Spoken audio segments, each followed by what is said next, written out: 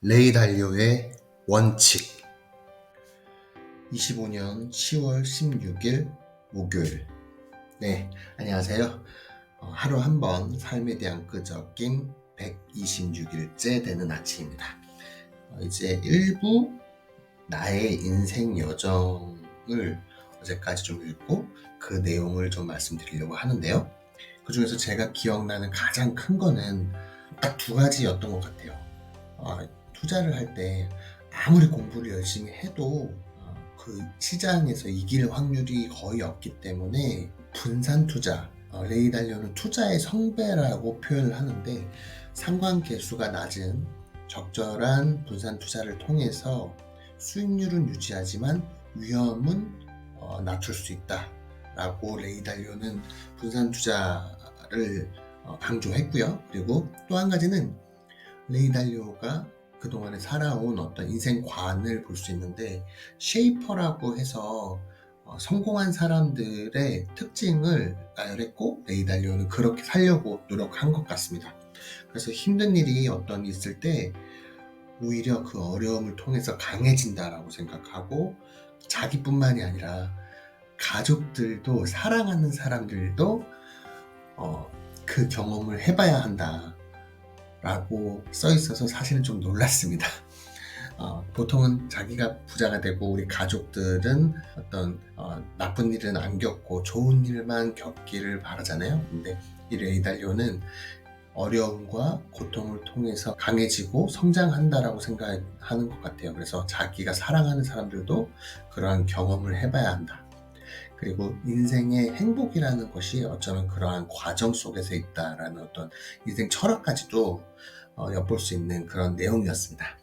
오늘도 제가 메모한 내용들 읽어드리고, 또 뒤에는 간단하게 제 생각을 또 정리해 보도록 하겠습니다. 헌트는 채무 위기와 인플레이션 위험을 예의주시하고 있었다. 그는 지난 몇 년 동안 종이 돈이 아니라 다른 것으로 부를 축적하고 싶어 했다. 그는 원자재들 가운데 특히 은을 사들이고 있었다. 나는 벙커에게 단기 금리가 장기 금리 수준보다 높아질 정도로 통화 긴축에 나설 것이기 때문에 시장에서 빠져나오는 것이 좋겠다고 말했다. 이런 현상이 발생할 때마다 인플레이션 회피용 자산 가격은 떨어졌고 경기는 침체했다. 그 이후 은 가격은 $50까지 상승했고 헌트는 더 부자가 되었다. 1980년 3월 마침내 폭락이 시작됐고 은 가격은 $11 아래로 떨어졌다. 은 가격의 폭락으로 헌트는 파산했다.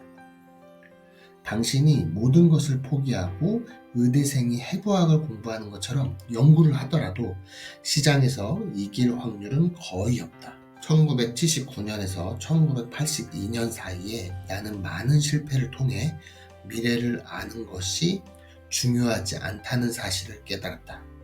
중요한 것은 특정 시점에 활용할 수 있는 정보에 적절하게 대응하는 방법을 아는 것이다. 현명한 사람들은 오르내림에 관계없이 기본 원칙을 지킨다. 반면 사람들은 감정적으로 반응하며 상황이 좋을 때 일에 뛰어들고 그렇지 않으면 포기한다. 상황이 나쁠 때보다 좋을 때 친구들이 더 많다. 대부분의 사람이 패배자를 피하고 승자와 함께 있고 싶어 하기 때문이다. 진정한 친구는 반대다. 아무리 확실한 투자라고 생각해도 내가 틀릴 수 있다는 사실을 배웠다. 그리고 수익의 감소 없이 위험을 줄이는 방법의 핵심은 적절한 분산 투자라는 것도 깨달았다. 나는 상관관계가 없는 15개에서 20개의 수익 흐름으로 기대 수익을 낮추지 않고 위험을 줄일 수 있다는 사실을 알게 됐다. 나는 이 그래프를 투자의 성배라고 불렀다.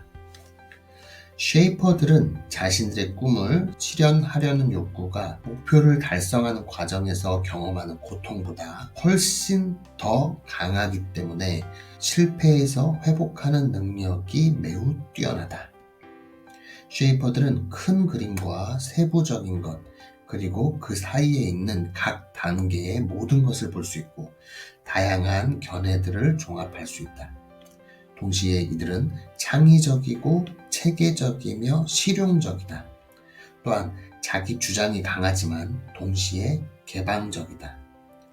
어려움이 나를 강하게 만들었고 투쟁하는 방법을 알려주었다.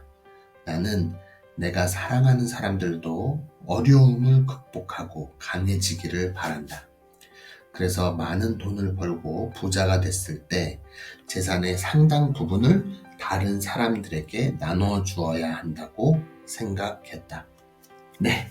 앞부분에서 1979년도부터 82년 사이에 엄청나게 큰 변동성에 대해서 언급하고 있고 또 그때 본인의 경험과 어떤 느꼈던 점을 쭉 설명해주고 있는데 이때 당시의 상황이 지금이랑 비슷한 것 같아요. 왜냐하면 우리가 코로나 이후 코로나부터 해서 돈을 계속 풀었잖아요. 세계적으로 각 나라에서 양적 완화를 진행을 했는데 그러한 풀린 돈 때문에 결국에는 인플레이션이 발생을 했고 돈은 많이 찍었지만 필요한 곳에서 돌아야 되는데 일부분의 돈이 들어가서 고이게 되는 현상 때문에 어떤 특정 자산의 가격을 올려버렸는데 지금 금 가격이 계속 오르잖아요.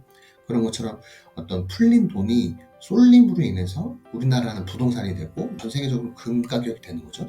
어떤 쏠림 현상이 일어나고 있는데 레이 달리오도 1980년도에 은 가격이 10달러까지 올랐을 때 팔았다는 거예요. 왜냐면 이거는 금리도 올렸고 침체가 올 거다라고 예상을 했기 때문에 10달러에 팔았는데 당시에 엄청 부자였던 헌트는 안 팔고 갖고 있다가 50달러까지 시세가 상승하는 것을 보유하고 있었다는 거죠.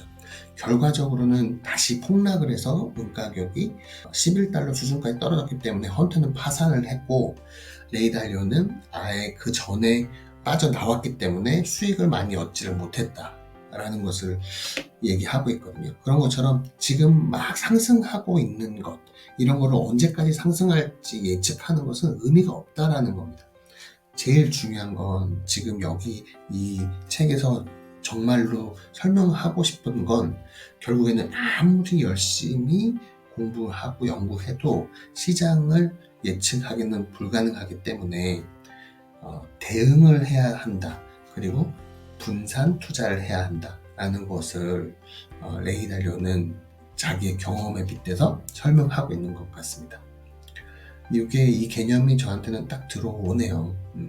결국에는 시장을 절대 예측하지 말고 경기의 등락에 상관없이 꾸준히 수익을 낼 수 있는 포트폴리오가 정말 중요하다라는 것을 예측하는 것보다 대응하는 방법을 자신만의 방법을 찾는 것이 가장 중요한 것 같다라고 저는 생각을 했습니다. 레이 달리오가 쉐이퍼라는 얘기를 하는데 각 시대에서 어떤 새로운 것을 시도하는 사람들을 얘기하죠. 무언가를 만들어낸 사람들.